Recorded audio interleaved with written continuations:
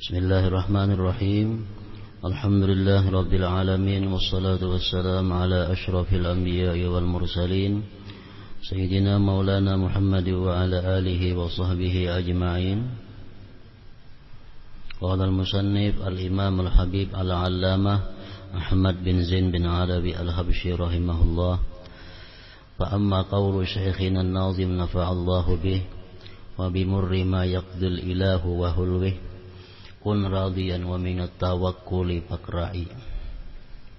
Ar-ridha bil qada fardun wajib sawa'un kana murran aw hulwa wal imanu bihi min jumlatil iman wa dakhilun bi hududih wa man lam yarda bi qada'illah wa yasbir ala bala'ih falyattakhidh rabban siwah kama fil haditsil marwi 'anillahi ta'ala. Wa qawluhu falyattakhidh rabban siwah ay ma'nahu illam yarda bi qada'illah fa ka'annahu lam yarda bihi rabbah bal khalqu 'abidullah wa af'aluhu wa majari af'alihi wa mahallu qadrihi.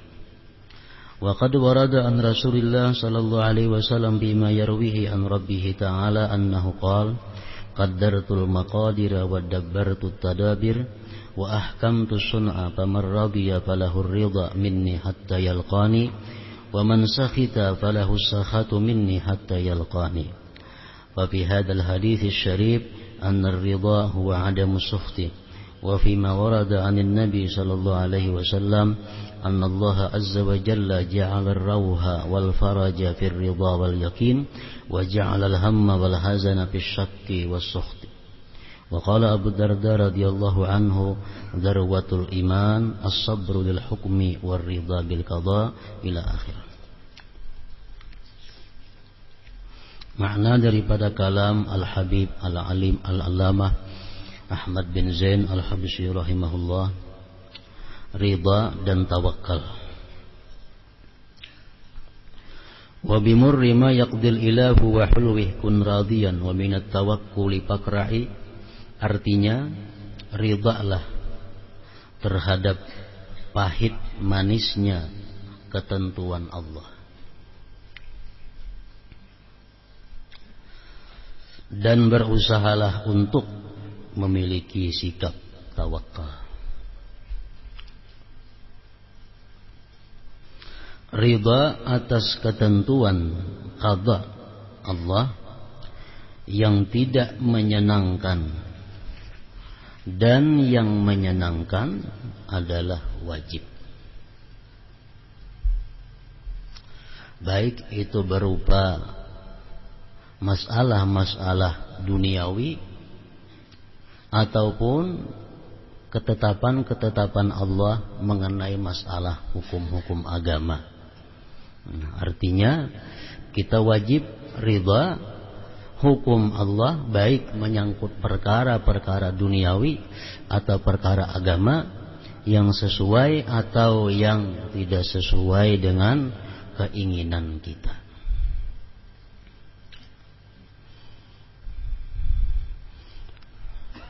Ridha yang kita wajib dalam hal masalah duniawi seperti kita diberi Allah kekayaan yang tidak sesuai dengan yang kita inginkan, kita diberi Allah satu kedudukan yang tidak sesuai dengan kita inginkan, nah kita wajib ridha terhadap apa yang sudah ditentukan Allah.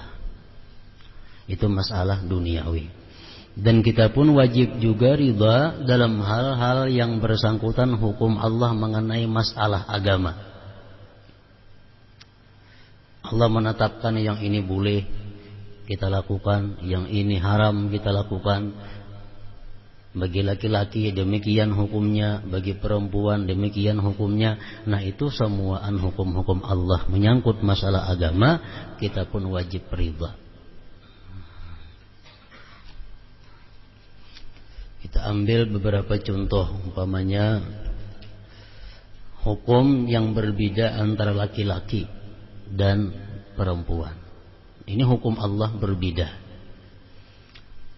Dalam banyak hal secara zahir perempuan itu dikalahkan oleh laki-laki dalam banyak hal. Zahirnya demikian. Seperti masalah waris. Allah menghukumkan dalam kitab sucinya Al-Quran bahwa warisan itu perempuan cuma dapat separuhnya laki-laki. Nah, ini hukum Allah dalam menyangkut masalah agama, faraid.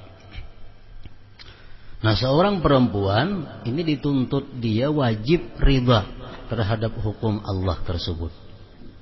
Jangan sampai ada di dalam hati seorang perempuan itu kecewa dengan keputusan Allah, yang mana ikam dapat sebagian, kami maka dapat separuhannya. Nah, itu adalah ucapan-ucapan dari kejengkilan yang ada dalam hati seorang perempuan kalau dapat umpamanya harta waris cuma separuh dari laki-laki.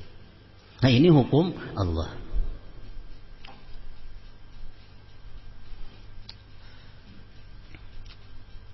Laki-laki ditentukan oleh agama, auratnya laki-laki itu mulai pusat sampai lutut. Itu auratnya laki-laki yang wajib ditutupi. Sedangkan perempuan dihukumkan oleh Allah auratnya seluruh tubuh. Nah, sehingga ini mempersempit ruang gerak perempuan. Nah, secara zahir ini perempuan lebih sulit daripada laki-laki, lebih berat daripada laki-laki hukum Allah. Nah, jangan sampai ada seorang perempuan itu dalam hatinya ma'atirat, memprotes atau kecewa dengan apa yang dihukumkan oleh Allah. Kenapa Allah menghukumkan maka bini-bini sembuhan awak wajib ditutupi, sedangkan laki-laki cuma injak pusat saja lawan lutut. Nah, itu hukum Allah yang wajib ridha, wajib setuju.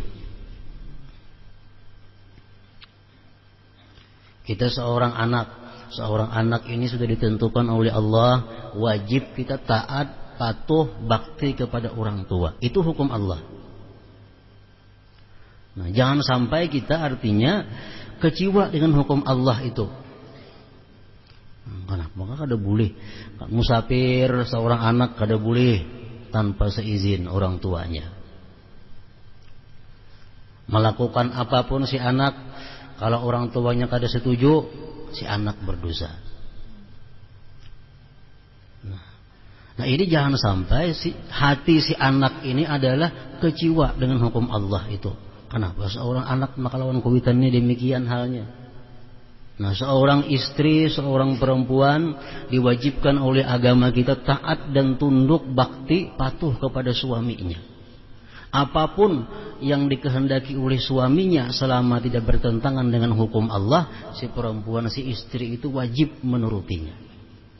Nah, jangan sampai hati seorang istri itu kecewa dengan hukum Allah ini.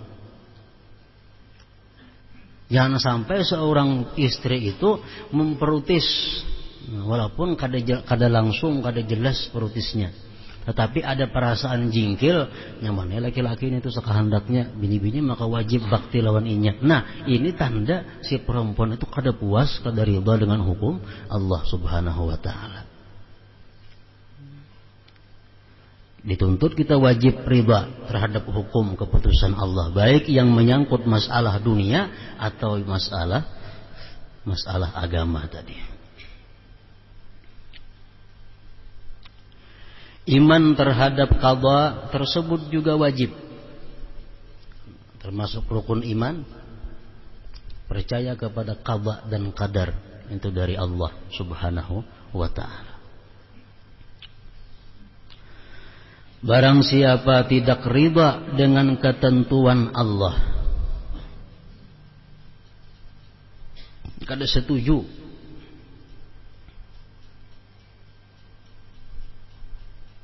barang siapa tidak ridha dengan ketentuan Allah dan tidak bersabar menghadapi ujiannya, maka hendaklah dia mencari Tuhan selain Allah.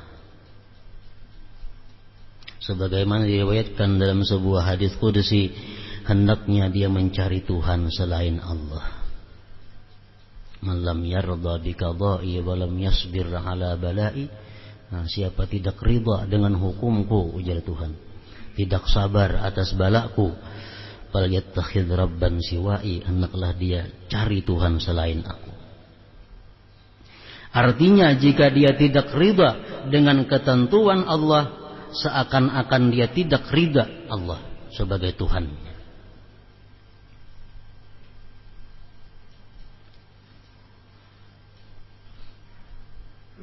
Kalau kita kada ridha dengan hukum Allah, kada setuju dengan hukum Allah.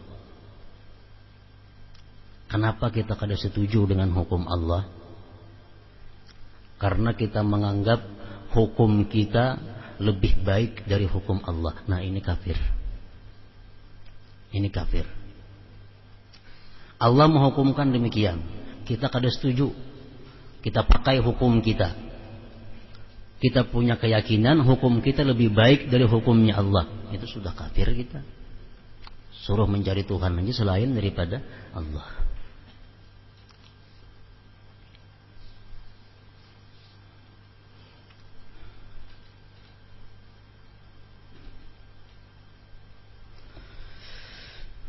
Jika dia tidak ridha dengan ketentuan Allah, seakan-akan dia tidak ridha Allah sebagai Tuhannya. Sesungguhnya semua makhluk adalah hamba Allah, wujud dari perbuatan-perbuatan Allah, af'al Allah, dan tempat berlangsungnya takdir Allah. Banyak maksiat-maksiat yang timbul akibat dari kada ridha dengan ketentuan Allah. Kenapa seorang maling itu dipotong tangannya karena hanya mencuri 30 dirham. 30 dirham kurang lebih 100 ribuan kira-kira duit kita. Kalau si maling mencuntan itu, dia berhak dipotong tangannya. Apakah agama kita menghargai tangan si maling itu cuma 100 ribu? Nah, bukan demikian maksudnya. Dia dipotong tangan si maling itu karena dia tidak ridha dengan apa yang telah diberikan Allah kepadanya, sehingga dia hendak mencari jalan yang kada halal. Itu yang menyebabkan dipotong tangannya, bukan karena 100 ribunya itu, tapi karena dia kada ridha dengan apa yang sudah diberikan Allah. Sifat iri dengki, kenapa dosanya sangat besar? Al-hasad ya'kulul hasanat kama ta'kulun narul hatab, sabda Rasulullah. Kalau ada dalam hati kita ini dengki dengan seseorang, itu menghabiskan akan amal kebaikan kita, sebagaimana menghabiskan api akan kayu bakar yang kering. Kenapa sebabnya sifat dengki ini dosanya sangat besar dan bisa menghabiskan amal-amal salih yang kita lakukan? Karena orang dengki ini pada intinya dia kada ridha dengan hukum Allah. Orang yang dengki itu adalah orang yang kada senang Allah memberikan nikmat kepada orang lain. Nah, makanya itu termasuk dosa yang sangat besar. Bukan kekayaannya itu nang didengkiinya itu, tapi karena kada ridhanya itu terhadap keputusan Allah. Orang yang dengki sama dengan orang yang tidak ridha dengan keputusan Allah. Karena dia kecewa, dia kada senang Allah memberikan nikmat kepada saudaranya.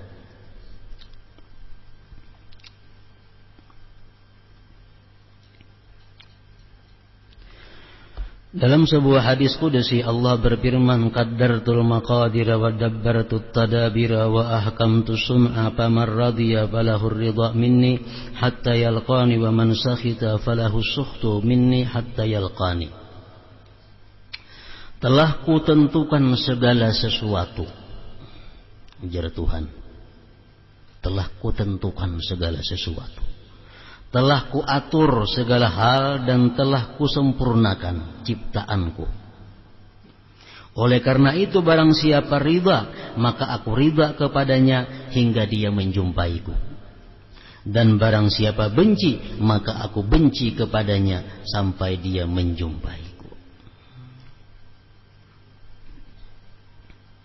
Dalam hadis kudusi yang mulia ini, ridha diartikan dengan tidak membenci.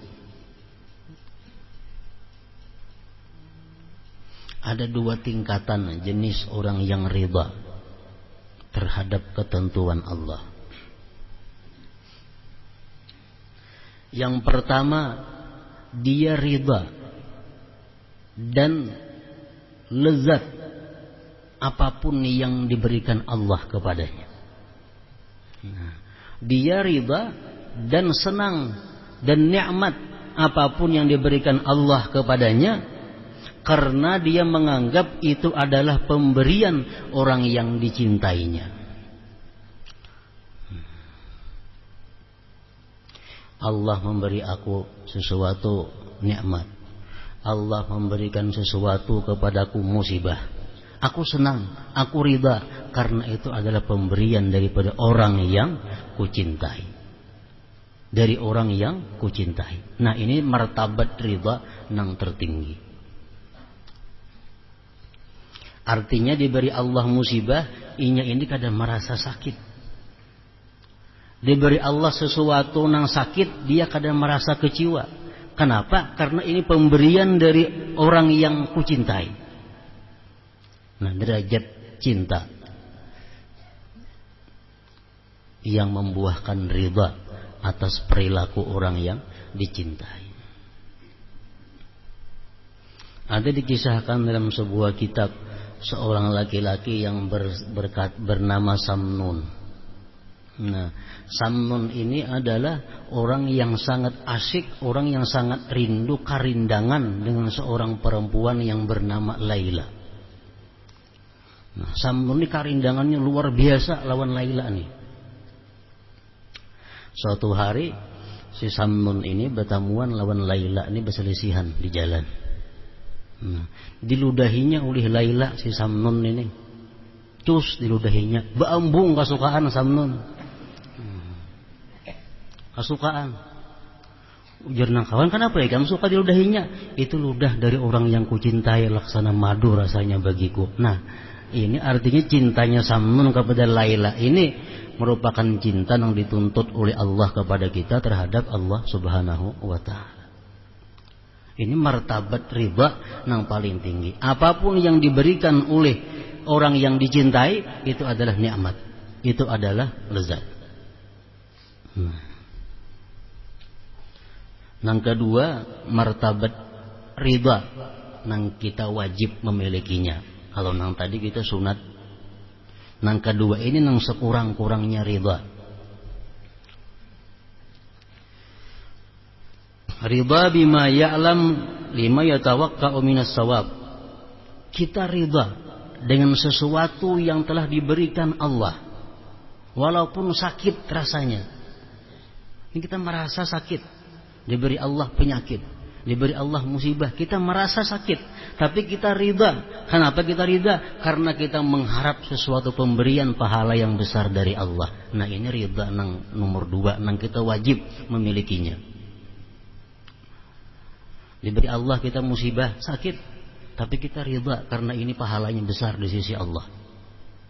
Diberi Allah kita kesengsaraan, kita ridha dengan keputusan Allah ini, walaupun pedih, tapi pahalanya besar. Nah, ini ridha ini wajib dimiliki oleh setiap orang yang beriman. Contohnya macam kita umpamanya bersungguh, dicontohkan dalam kitab-kitab dahulu itu bersungguh. Bersungguh itu kan sakit, bersungguh dilukai, dihiut, diisap darah. Bahkan kita terima kasih lawan tukang sungu, dan kita beri duit lagi tukang sungu, padahal kita sakit. Kenapa kita senang? Karena kita ada mengharap sesuatu yang baik di belakang sungu itu. Minum obat, kita ke dokter, disuntiknya, dioperasinya. Nah, kita beri duit pulang dokternya, kita terima kasih lawan dokter. Pada sakitnya bukan main. Kenapa? Karena kita yakin bahwa di balik operasi ini ada sesuatu kesehatan yang kita harapkan. Nah, ini yang dimaksud ridha sekurang-kurangnya. Karena Allah memberikan sesuatu kepada kita yang kada nyaman, sesuatu yang sulit, sesuatu yang sengsara, itu pasti ada Allah di belakangnya, itu nikmat-nikmat yang besar, bisa dalam dunia dan bisa di akhirat akan diberikan oleh Allah Subhanahu wa Ta'ala. Nah ini nang minimalnya, minimal ridha.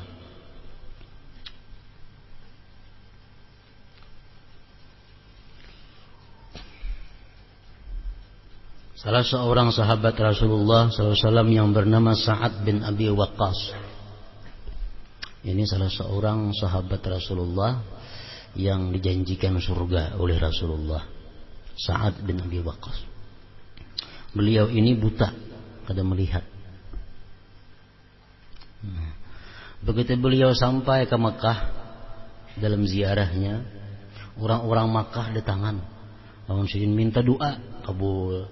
Minta banyu, kabul. Minta macam-macam, berhasil. Jadi ujar nang anak, jaka pian berdoa supaya mata pian tuh melihat nah. Kan orang garing, sigar pian doakan. Orang macam ini sihat, jaka pian berdoa supaya mata pian itu bisa melihat.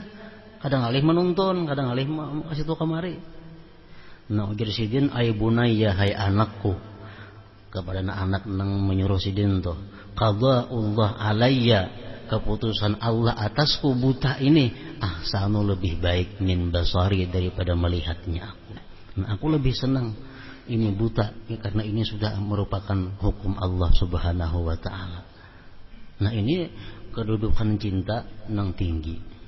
Kedudukan cinta nang tinggi.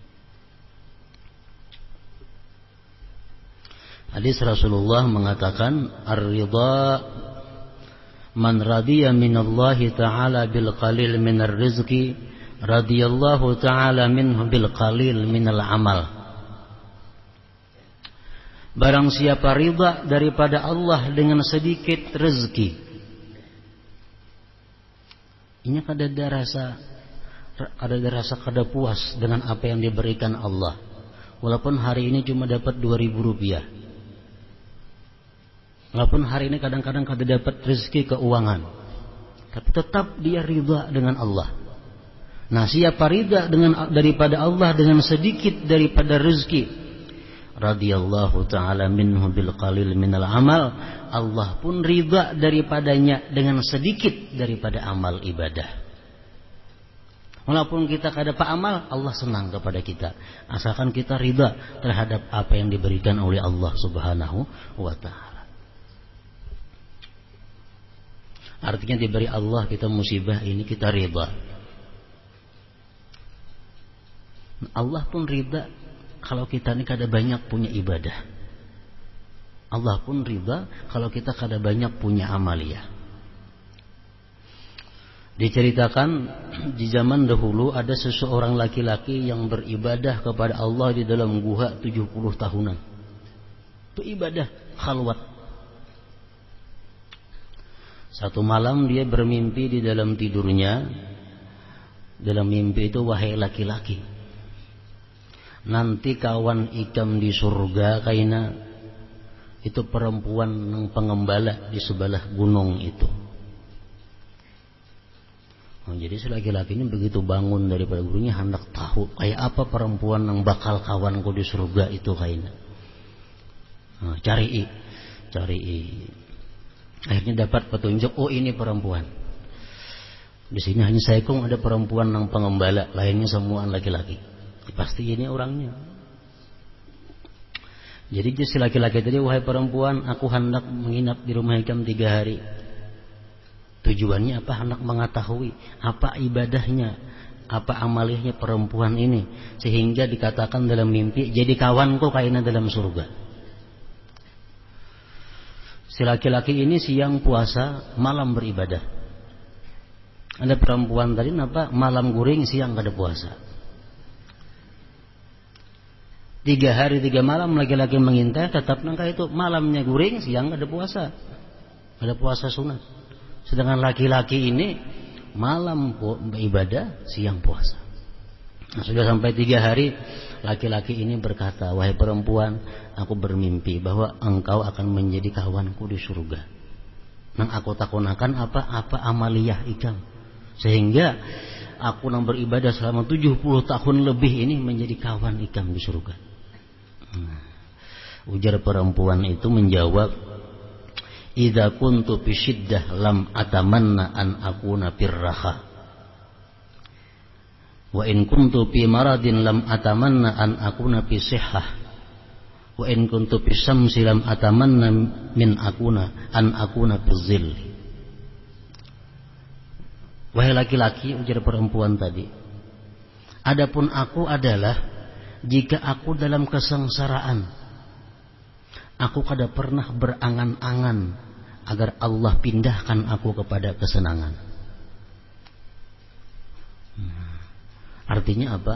Kalau aku dalam keadaan duka cita, dalam keadaan sengsara, aku kada pernah beangan-angan supaya ampih duka cita ini pindah menjadi senang lapang.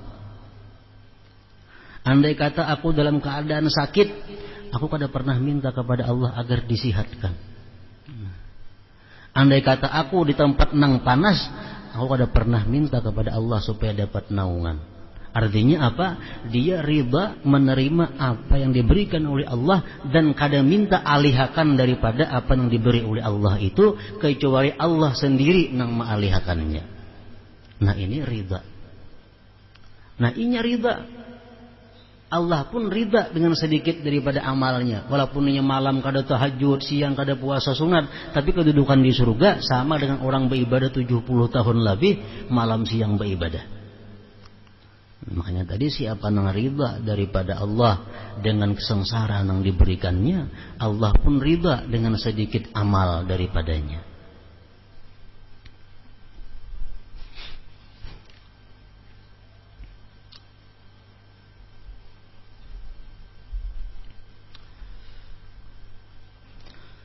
Dalam hadis yang lain Rasulullah sallallahu alaihi wasallam menyatakan bahwa Allah azza wa jalla menjadikan ridha dan yakin sebagai sumber kebahagiaan dan jalan keluar dari kesulitan, serta menetapkan Allah akan keraguan dan kebencian terhadap takdir Allah sebagai sumber kecemasan dan kesedihan.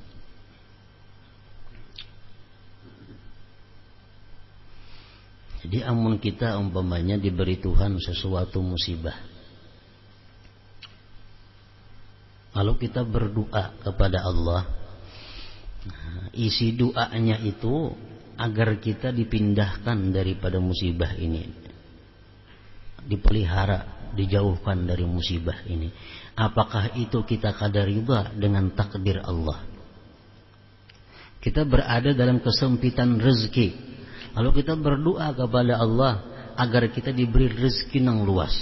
Apakah kita berdoa itu kita kada ridha dengan takdir Allah kita ini rezeki sempit? Nah ini tergantung dorongan kita berdoa itu apa. Kalau kita ini berdoa kepada Allah karena kita kada tahan menyandang ketentuan Allah ini, kalau kita minta doa supaya dialihkan, nah ini termasuk kita kada ridha dengan ketentuan Allah. Tapi kalau kita berdoa kepada Allah itu karena ini perintah Allah, dikabulkan kada dikabulkan itu urusan Allah, yang penting aku berdoa kepada Allah, nah ini masih dianggap ridha dengan takdir Allah. Dalam keadaan sakit kita, Allah memerintahkan kita berdoa. Kita berdoa, Allahumma inni as'aluka sihhata wal afiyah. Ya Allah, aku minta kepada Engkau sihat dan afiat. Nah, kita berdoa ini bukan karena kita kada ridha dengan sakit ini, kada. Tapi kita berdoa ini karena Allah menyuruh kita berdoa. Rasulullah mengajari kita berdoa. Itu nang kutiru. Masalah dikabulkan kada dikabulkan doa itu urusan Allah. Dan aku ridha dalam keadaan sakit ini. Nah itu kalau berdoa demikian kada keluar daripada ridha terhadap ketentuan Allah. Kita kalau kasah dalam keadaan sengsara, nah, kita kada tahan lagi menyandang nang adan ini. Umpamanya, padahal Allah sudah menyatakan kada akan memberi sesuatu nang manusia kada sanggup memikulnya. Kadang-kadang maulah kita kada sanggup itu syaitan membisiki kita, nafsu kita mengajak kita kepada yang jahat, lalu seolah-olah kita kada mampu menghadapi keadaan, padahal pasti mampu, karena Allah sudah menyatakan dalam Quran kada memberikan sesuatu kepada manusia yang mereka kada mampu memikulnya. Jadi jangan beranggapan kada mampu menghadapi, itu bujukan daripada syaitan. Syaitan yang maulah kita merasa kada mampu menghadapi musibah. Syaitan yang mau merayu kita sehingga kita merasa kada tahan menghadapi keadaan hidup. Padahal itu pasti tahan, Allah memberikan itu.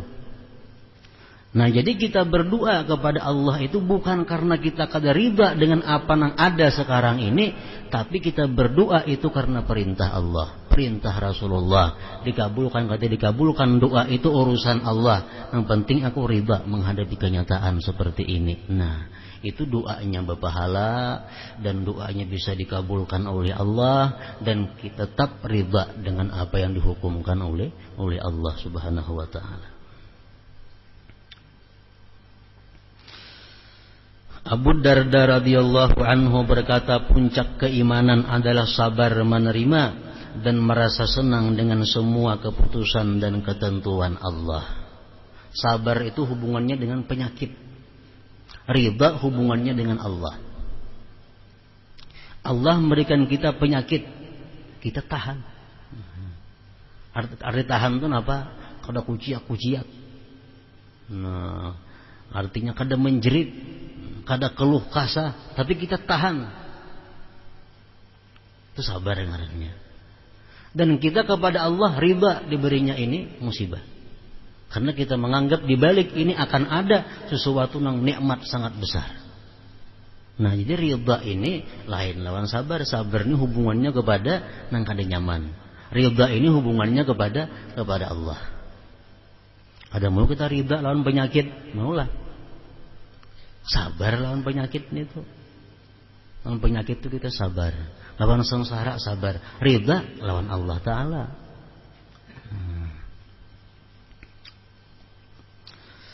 Al-Fudail rahimahullah berkata, seseorang hamba yang telah mampu merasakan bahwa pemberian dan penegahan adalah sama, maka dia telah ridha terhadap Allah.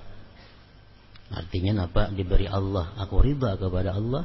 Kada diberinya pun aku ridha kepada Allah. Nah, itu ridha ngarannya.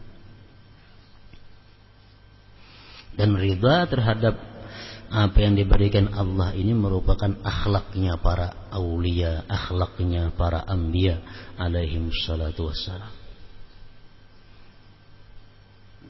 Para ulama menyimpulkan bahwa akhlaknya para anbiya, akhlaknya para aulia itu ada 12 pokok akhlak mereka. Yang pertama, kanu aminin biwa'dillah. Orang-orang aulia, apalagi anbiya, para nabi, mereka itu aminin biwa'dillah. Mereka percaya dengan janjinya Allah. Percaya. Allah mengatakan, "Wa may yatawakkal 'alallah fahuwa hasbuh." Siapa yang bertawakal kepada Allah, pasti Allah cukupi. Allah mengatakan, "In tansurullah yansurkum." Jika kalian menolong agama Allah, Allah pasti tolong kalian. Mereka percaya janji Allah. Siapa yang bersedekah sekian dibalas 10, dia percaya dengan janji Allah. Nah, itu akhlaknya para aulia dan anbiya. Dan kedua, kanu ayisin minal khalqi, mereka itu putus asa daripada makhluk. Artinya apa? Mereka itu sedikit pun kada ada menaruh harapan daripada makhluk Allah.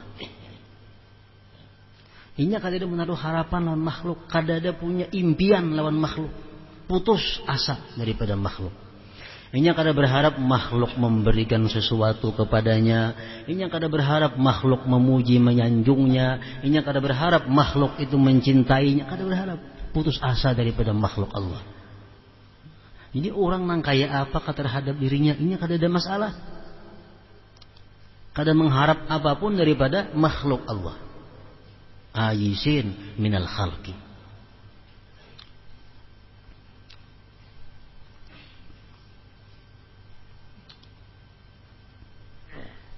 Selama kita masih mengharapkan sesuatu daripada makhluk Allah, Kita mengharapkan masih dicintainya, masih diharapkan disanjungnya, masih diharapkan diberinya, masih diharapkan dihormati. Nah, selama kita masih tamak kepada makhluk Allah ini, kita kada akan bisa lurus di jalan Allah. Kada akan bisa lurus. Kita bisa lurus di jalan Allah asalkan kita putus asa daripada makhluk ini. Jangan mengharap apapun daripada makhluk Allah. Inya menghormati kita, alhamdulillah. Kada menghormati, alhamdulillah. Memberi, alhamdulillah. Kada memberi, alhamdulillah. Kada ada urusan makhluk Allah. Nah, ayisin. Ini akhlaknya para nabi dan para aulia. Yang ketiga, kanat adawatuhum ma'asyaitan. Yang ketiga, musuh mereka itu adalah syaitan. Nang dianggapnya musuh cuma syaitan. Lain pada syaitan, kada musuh. Masalah orang memusuhinya, masalah orang membenciinya itu kada ada masalah.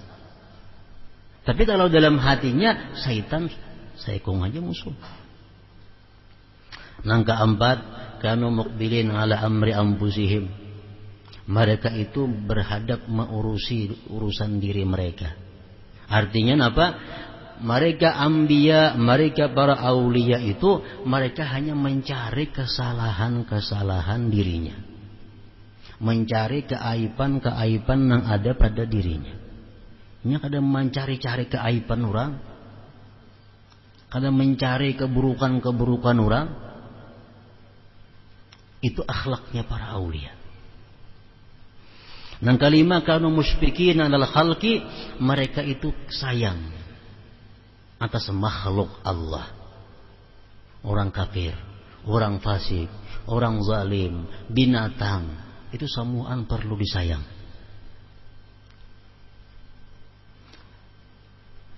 Yang keenam, kanu mutahammilin li adal khalqi, mereka itu sanggup menyandang gangguan-gangguan makhluk. Artinya apa? Mereka kada akan membalas orang-orang yang menyakiti mereka. Yang ketujuh, kanu aykanu annallaha la yudhi'u amalahum. Mereka yakin bahwa Allah kada akan menyia-nyiakan amal mereka sekecil apapun. Mereka yakin sehalus apapun ibadah yang mereka lakukan, Allah kada menyia-nyiakan. Jadi kada ada ibadah itu merasa wah dikitnya. Karena sekecil apapun ibadah akan dinilai oleh Allah. Nah, mereka yakin demikian. Yang kedelapan, kanu mutawadhi'in imwadhi'il haq. Mereka itu tawadhu padahal mereka berada di jalan yang benar.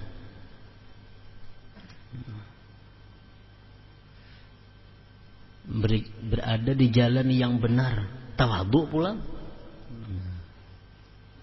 Kada merasa paharatnya, artinya kada merasa penyucinya, pembersihnya, kada. Mereka tawadhu padahal mereka di jalan yang benar. Yang kesembilan, kanu la yada'una an-nasihah bi mawadi'il adawah. Mereka tidak meninggalkan nasihat walaupun musuh. Arti nasihat itu apa?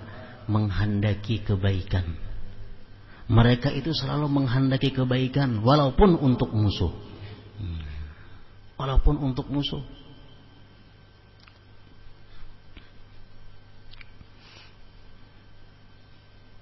Para aulia mengatakan kalau kita ada berisi musuh, artinya orang itu ada musuhi kita, amalannya paling inting nak mengalahkan musuh itu.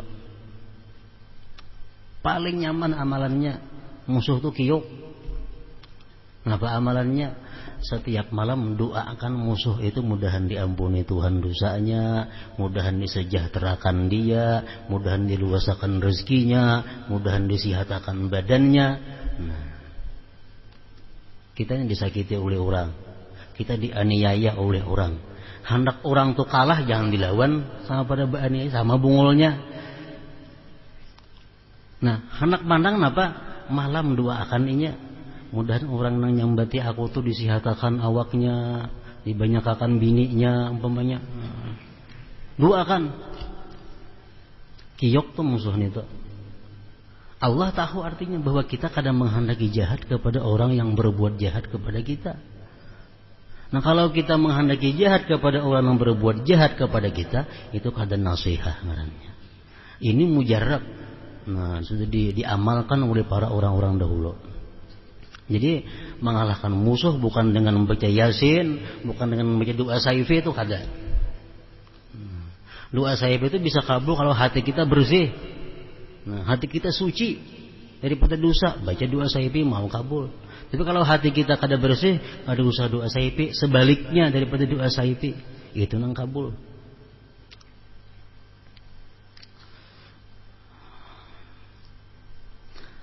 Nang ke-10 kanu la yumsikuna fadla min amwalihim, akhlaknya para aulia dan para anbiya itu mereka tidak mau menyimpan sesuatu yang lebih daripada kebutuhan pokoknya. Ada duit, pakaian, apakah yang lebih daripada hajatnya, pada mau disimpaninya. Nah diunjuknya kepada memerlukan.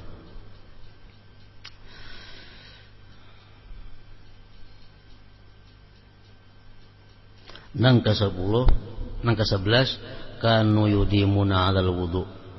Akhlaknya para nabi aulia, mereka itu selalu kekal wudu. Artinya batal baudu. Nang ke-12 kanu radin billah 'ala ma wajadu aw fatu minad dunya. Yang ke-12 akhlaknya para aulia dan anbiya itu mereka ridha dengan Allah atas apa yang mereka dapat dan yang mereka tidak dapat. Nah, ridha kepada Allah. Syekh Abdul Qadir Al-Jilani rahimahullah berkata, jangan keluhkan apapun yang terjadi pada dirimu kepada seseorang pun. Jangan mengeluh kepada manusia artinya. Nah semalam kan dijelaskan sudah, pengertian mengeluh itu beda dengan keadaan khabar-khabar. Nah, kita berkhabar penyakit kita lawan dokter, itu bukan mengeluh. Atau kita menjawab orang nang betakun ikem sakit apa, aku sakit mata, itu ada mengeluh. Nah mengeluh ini orang betakun gak ada, apa gak ada gurunu aku sakit ini sakit itu, orang betakun gak ada. Nah ini mengeluh ngarannya. Jangan sampai demikian. Jangan keluhkan apapun yang terjadi pada dirimu kepada seorang pun. Dan jangan sekali-kali menyalahkan Allah Azza wa Jalla atas apa yang dia perbuat terhadap dirimu. Menyalahkan Tuhan. Dalam Quran Allah berfirman, "Wa ma asabaka min sayyi'atin fa min nafsik." Ada yang menimpa kamu dari sesuatu yang jahat itu akibat diri engkau. Wa ma asabaka min sayyi'atin fa min nafsik. Sesuatu yang menyakiti diri engkau itu asalnya memang dari diri engkau. Dari diri engkau.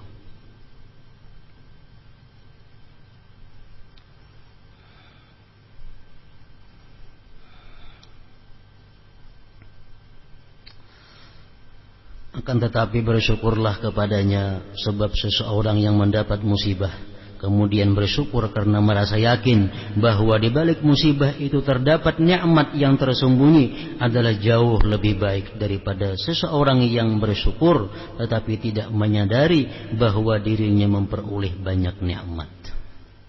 Kalau kita berdosa dimuntung, yang berarti orang berdusta, menipu, sumpah palsu, macam-macam, kita tobat dari dosa muntung. Nah mestinya kan imbah tobat itu ada perbaikan. Membaca Quran kah dibanyaki diganti, bakas muntung banyak yang berarti orang nih, ganti membaca Quran, baca salawat. Nah bila ada perbaikan, Allah kan yang perbaikinya. Gigi kah sakit, bangkak kada beampihan, sariawan kah banyak dimuntung, tenggorokan kah sakit, nah apakah itu perbaikan dari Allah? Kalau Allah membaiki sakit. Tapi kalau kita memperbaiki seorang, kada sampai kayak itu. Nah jadi kita dosa dimuntung nang banyak nih itu, kalau kita sudah tobat diperbaiki dengan membaca nang suci-suci Al-Quran, salawat dan lain-lainnya. Bila kita kada demikian, nah kayaknya Allah membaiki akan. 13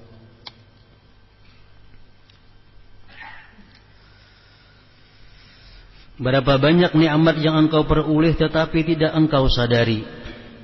Allah Ta'ala mewahyukan wa in ta'uddu ni'matallah la tuhsuha, dan jika kalian menghitung nikmat Allah maka tidaklah kalian mampu menghitungnya.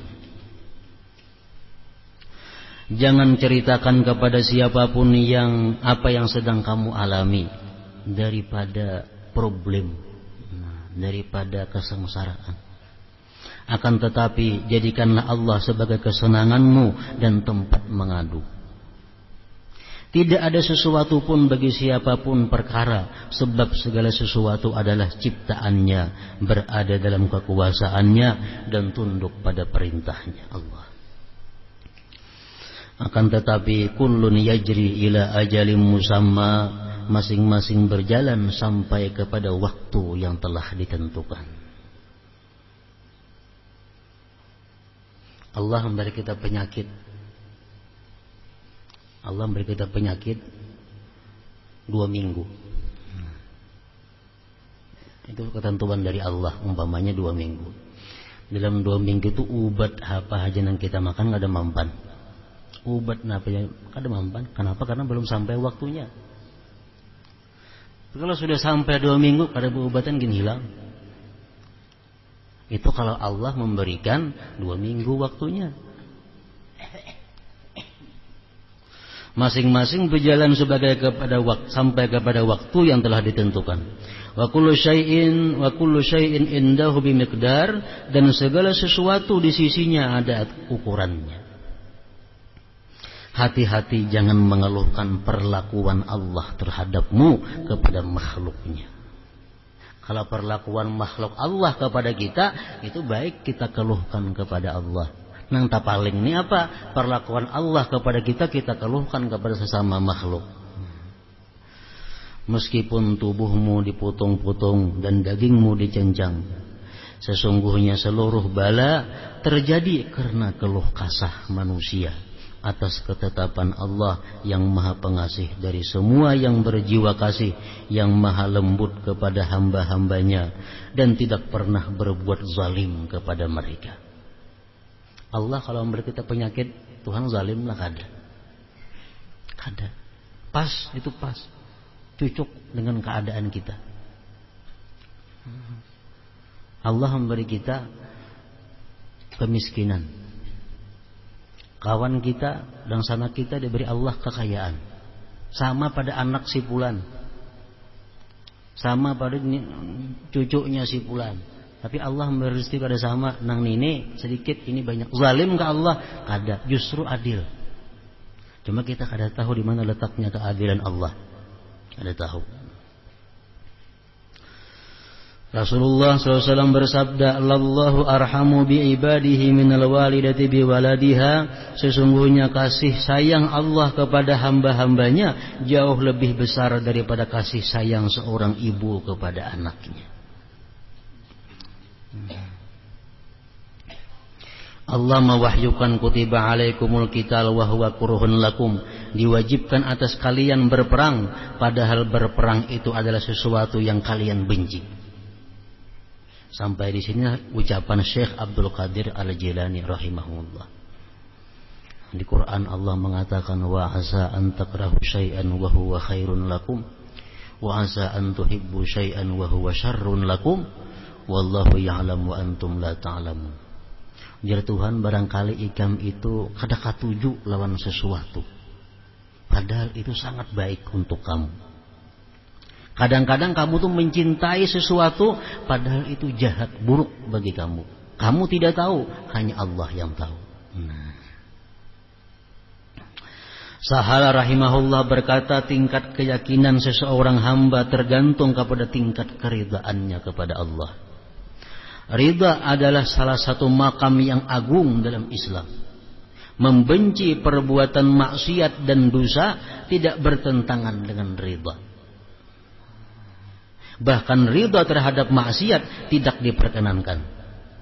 Ridha terhadap ketentuan Allah wajib hukumnya, sebab berarti ridha kepada Allah.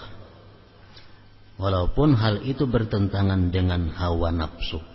Mengatakan ridhanya hubungannya kepada Allah. Ridha jangan dihubungkan kepada kesengsaraan, ridha jangan dihubungkan kepada kemaksiatan. Kita kan lebih ridha dengan maksiat. Kenapa? Lain hubungannya. Ridha ini kepada Allah Ta'ala. Kalau maksiat itu kita benci. Tapi kita ridha selaku Allah yang menentukan maksiat itu. Misalnya hamba fulan melakukan maksiat. Nah, kita ridha kepada Allah fulan yang ditentukannya. Kita ridha kepada Allah fulan melakukan maksiat itu atas takdirnya. Tapi kita benci kepada maksiat yang diusahakan oleh si fulan itu. Nah, benci kita kepada maksiat, ridha kita kepada Allah. Sabar kita kepada penyakit, ridha kita kepada Allah. Jadi hubungannya itu jangan luput.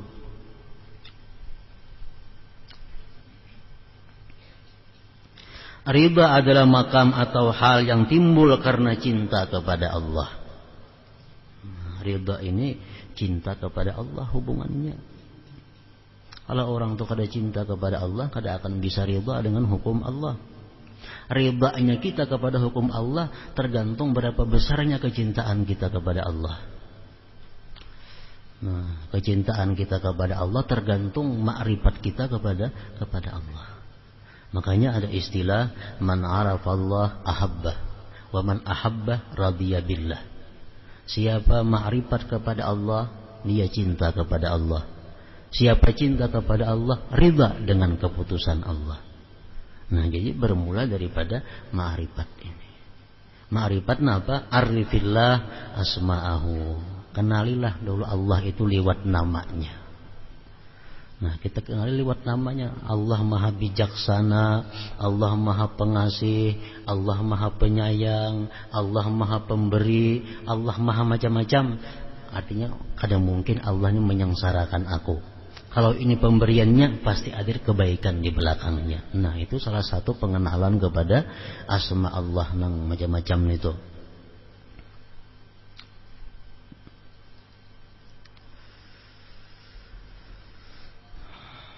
Sebagaimana ungkapan syair berikut, ahwahu waslan wa in abada talawunahu fa kullu ma yaf'alul mahbub mahbub. Aku ingin menjalin hubungan dengannya meskipun ia tidak menaruh perhatian kepadaku, artinya. Sebab setiap perbuatan kekasih itu disukai. Nang mau kita kada suka itu perbuatan orang nang kada kita kasihi, kada kita cintai. Selanjutnya berdoa dengan merendahkan diri serta melakukan semua kegiatan yang diperintahkan Allah tidaklah bertentangan dengan ridha.